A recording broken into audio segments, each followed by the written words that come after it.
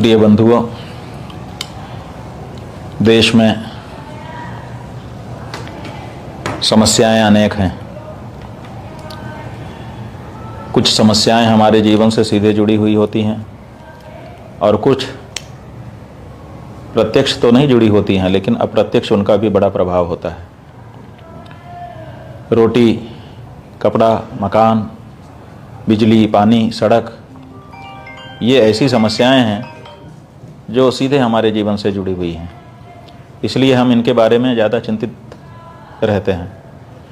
लेकिन ये समस्याएं हमारे जीवन में आती क्यों हैं, इसके बारे में हम कम विचार करते हैं और इसीलिए हमको समझ में नहीं आता है कि ये समस्याएं हमारे जीवन में क्यों आ गई।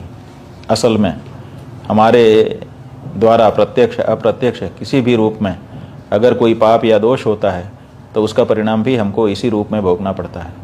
संसाधनों की हमारे सामने कमी हो जाती है। ऐसी ही एक घटना जो अपने देश में निरंतर हो रही है वह है गौ माता की हत्या। गौ हत्या का जो पाप हमको आपको लग रहा है वो इसीलिए हमें दुखी बना रहा है। हम जब चुनाव होता है तो बड़े उत्साह के साथ किसी न किसी नेता को अपना वोट देते हैं और देखिए गजब की बात, हमारा ही वोट लेकर के हमारे ही हृदय का,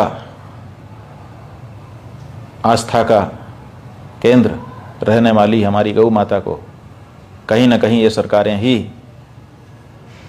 लाइसेंस दे करके हत्या करवाती हैं और उनके मांस को बिक्री करने का अवसर देती हैं।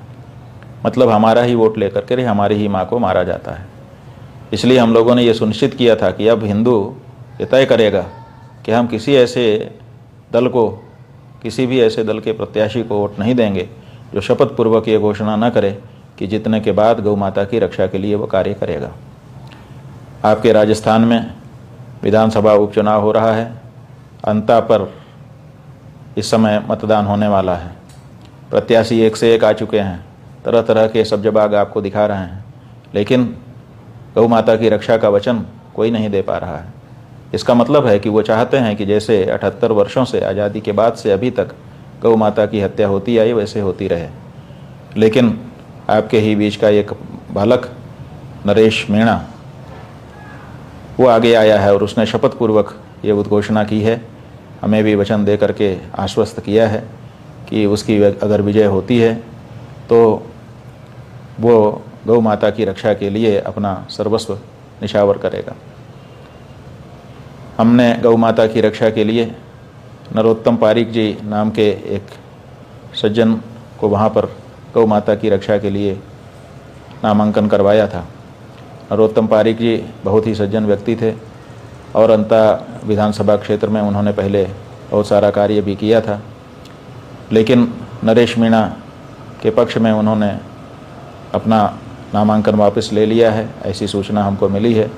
और वे भी चाहते हैं कि नरेश मीणा को समर्थन दिया जाए, जिससे नरेश मीणा विजयी होकर के राजस्थान की विधानसभा में गौ माता की रक्षा का वातावरण निर्मित करें।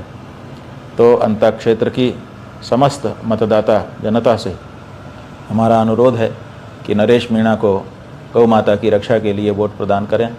बिजली के लिए, पानी के लिए, सड़क के लिए, जाने किन किन मुद्दों के लिए आपने कितनी बार वोट किया है।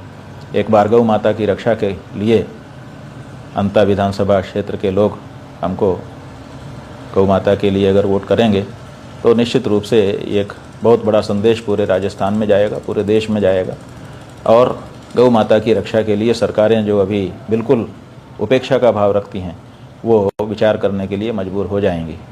इनका जो चुनाव चिन्ह है वो गन्ना और किसान बताया गया है। गन्ना किसान के चिन्ह पर बटन दबा करके नरेश मीणा जी को गौ माता की रक्षा के लिए आप लोग विजयी बनाएं, ऐसा हमारा अभिप्राय है। कितना आप स्वीकार करते हैं ये तो समय बताएगा, लेकिन हम बहुत ही हृदय से गहरा अनुरोध आपसे कर रहे हैं कि आप ये संदेश पूरे देश को अंता से प्रदान करिए। आपका दिया गया वोट केवल अंता में प्रभाव नहीं डालेगा, पूरे राजस्थान में और पूरे देश में संदेश भेजेगा कि गौ माता बहुत महत्वपूर्ण है और इनके लिए पार्टियों को विचार करना चाहिए।